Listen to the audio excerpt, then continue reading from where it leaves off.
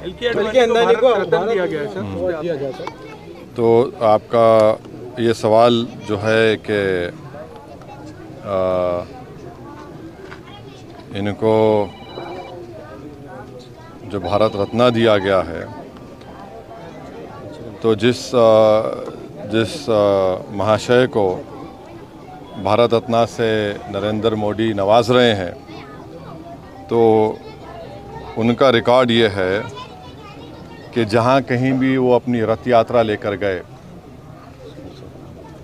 23 सितंबर से 5 नवंबर 1990 में, और जो जनरेशन जी जिसको कहते हैं उन नौजवानों के लिए बता रहा हूँ कि उस वक्त लाल कृष्ण आडवाणी रथ यात्रा लेकर निकले थे बाबरी मस्जिद को तोड़ने के लिए।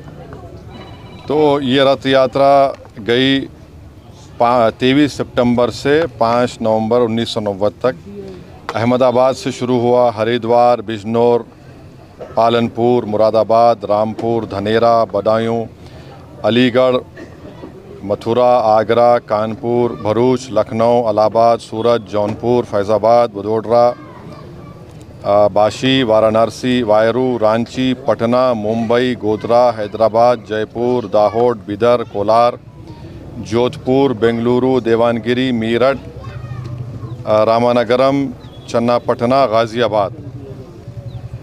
तो उसमें जहाँ कहीं भी ये इनकी रथ यात्रा गई, बेंगलुरु, कोलार, चन्नापटना में 30 लोगों की मौत हुई फसादात में, देवानगिरी में 1, रामानगरम में 2 नवंबर को 2 लोगों की मौत हुई, बिदर में 7 लोगों की मौत हुई अक्टूबर 5, हैदराबाद में उस वक्त बदतरीन फसाद हुआ हिंदू मुसलमानों का, 30 लोगों की मौत हुई।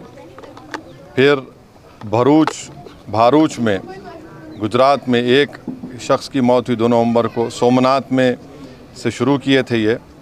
तो जहाँ जहाँ ये इनकी रथ यात्रा गई, मुजफ्फरनगर में 3 लोगों की मौत हुई, दिल्ली में झड़पें हुई, जयपुर में 47 लोगों की मौत हुई फसादात में अक्टूबर 27, 1990 में, अलीगढ़ में 3, बिजनौर में तो 58 लोगों की मौत हुई, मीरठ में 7 लोगों की 3 नवंबर को मौत हुई। तो जहाँ कहीं भी लाल कृष्ण आडवाणी की रथ यात्रा गई, वहाँ पर इन तमाम मुकामात पर हिंदू मुसलमान फसाद हुआ, इंसानियत की मौत हुई। और अफसोस की बात यह है कि नरेंद्र मोदी की हुकूमत उनको इस मुल्क का सबसे बड़ा सिविलियन अवार्ड भारत रत्न से नवाज रहे हैं।